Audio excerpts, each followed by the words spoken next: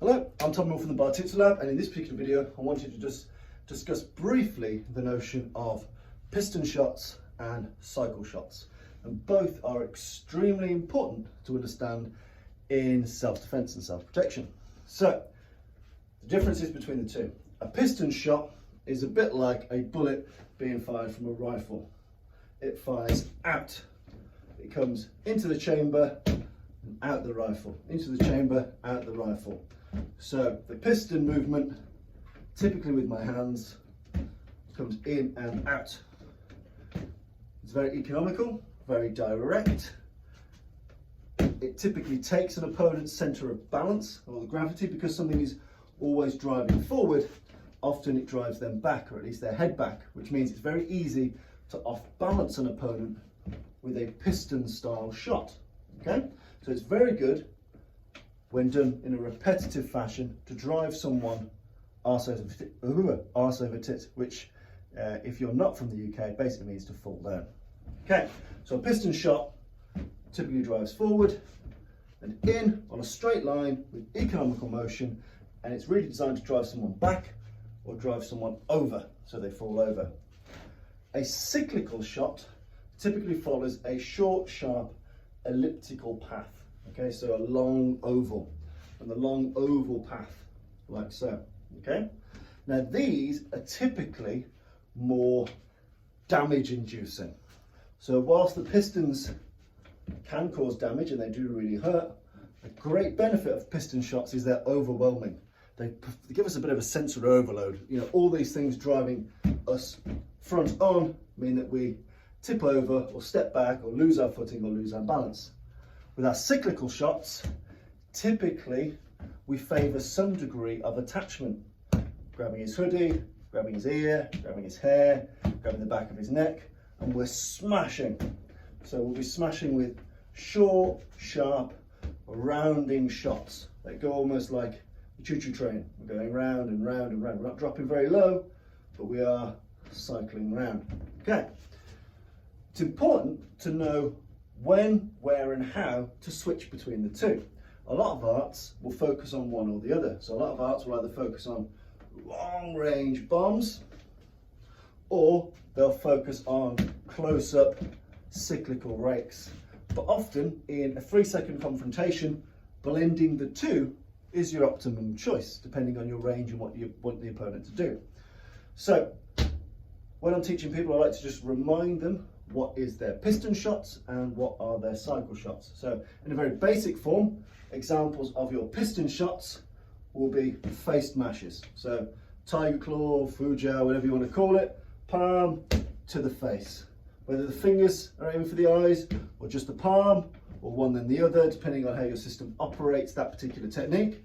But this is relatively ubiquitous for a lot of people in martial arts, being able to hit with the palm strike straight off, blitzing those out, in, out. And again, those could be single-handed, or very often when it comes to piston techniques, people tend to alternate.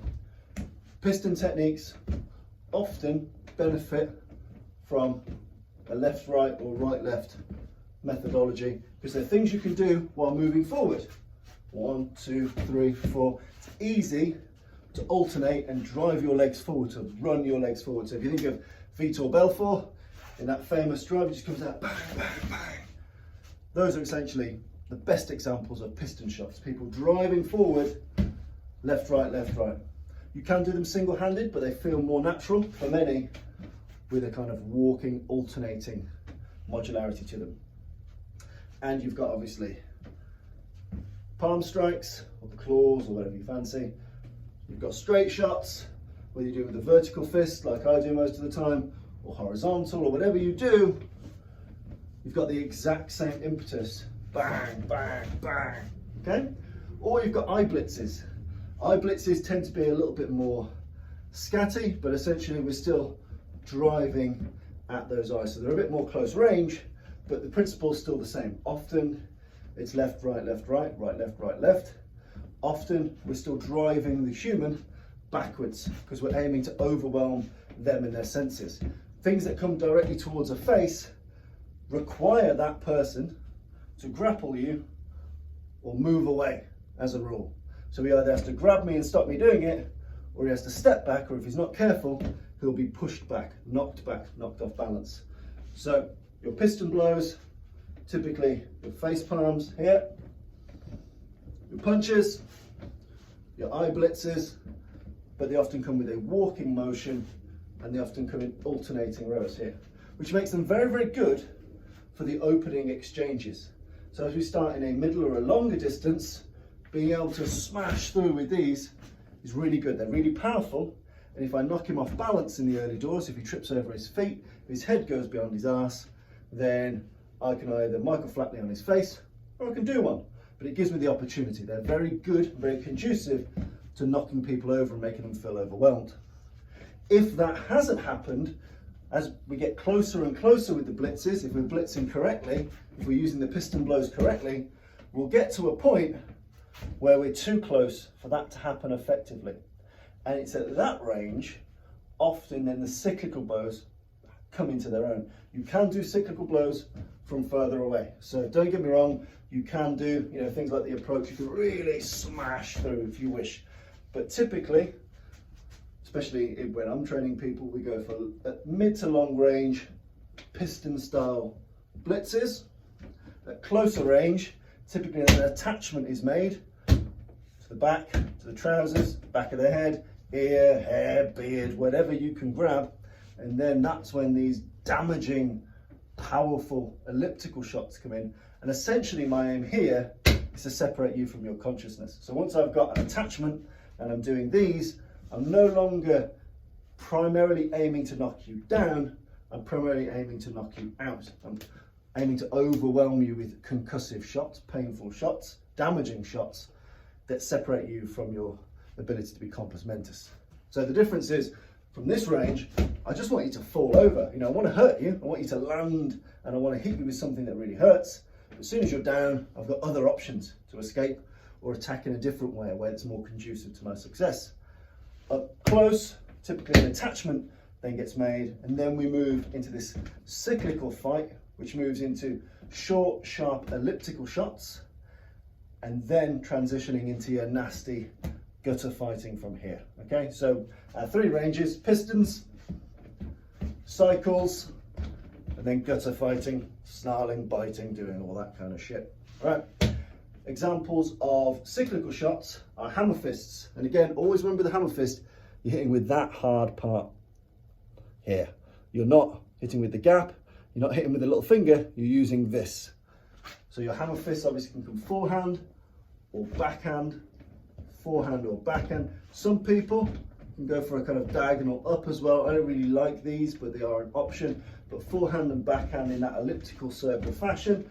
Some people grab and repeat the same pattern, 1, 2, 3, 4. Some people prefer 1, 2, 1, 2. It's more common to get people to find one technique that works and then button bash the hell out of it until the opponent wins, and button bash you should. Obviously you can replace anything that's done with a hammer fist with a chop, because the thing you're hitting with is exactly the same. The only difference between a hammer fist and a knife hand strike is cosmetics. Really, there is no real difference. Now you could say that it tucks your fingers out the way, and yes, it might do, but in reality, if you're aiming correctly with that bit of the hand, it shouldn't make a difference. A good benefit of the chop or the axe hand, although it's fallen out of fashion nowadays, is once you hit, my ability to hit and then grab is much better because my hand is open. As soon as I hit, if I want to grab that person, it's incrementally faster because my hand is already ready to operate in its monkey grip format. I can still grab. So again, cyclical shots, hammer fists, chops. You can also get palm smashes. Now a palm smash can come almost like in a swimming motion if you're doing the front crawl. So as opposed to a piston movement, they come over the top, a bit like a cat battering the fuck out of a mouse. It comes over, over, over. They're less disciplined than the hammer fists or the chops, but in principle, they're still the same. You're still driving over that person. Mainly, the difference for us is that these elliptical blows perform better with an attachment, and kazushi. So if I can grab you, pull you off balance a bit, smash, smash, pull you off balance a bit, smash, smash. The attachment is very conducive. Now if I want to leave this range, so I've got to this point and I want to get back to my heavy artillery, as I move backwards, I can move back into piston mode, if I wish. I can keep ploughing forward and smashing and destroying and gutter fighting if I want to. If I want to break and make space to escape, to fight someone else, to deal with another threat or to acquire a weapon, we can then move back with the same piston movements we moved in with. So again, I can step backwards and still smash these shots out. So I can move back.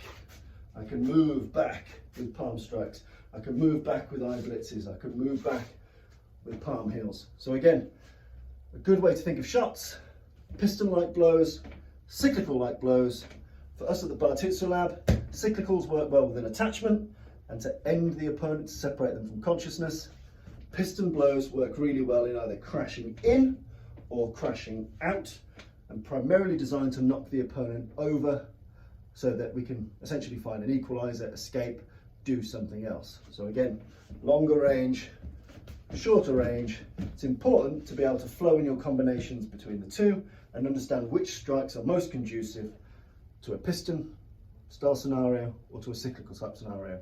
So I've probably rambled on a bit too much, but I can't overemphasize getting used to the characteristics of the blows. You know, bear in mind, pistons tend to alternate, but they alternate best if you're stepping forward with them, because you're driving the person back. I want to knock his head over, I want to knock him over. As soon as I get the attachment and these circular blows come in, my footwork also becomes increasingly circular as I move him off balance to land these damaging final shots. Pistons, I'm driving him forward. You know, I want to be like an aggressive sumo wrestler. I want to be smashing him through. I want him out the ring. I want him into a wall. I want him on his ass. Okay? When I get close, I want to move in circles and hit in circles because I want to put him off balance and crunch him with something very, very hard in a place that's very, very painful. So, pistons and cyclical strikes. Get used to them, have a play with them, hope you enjoy.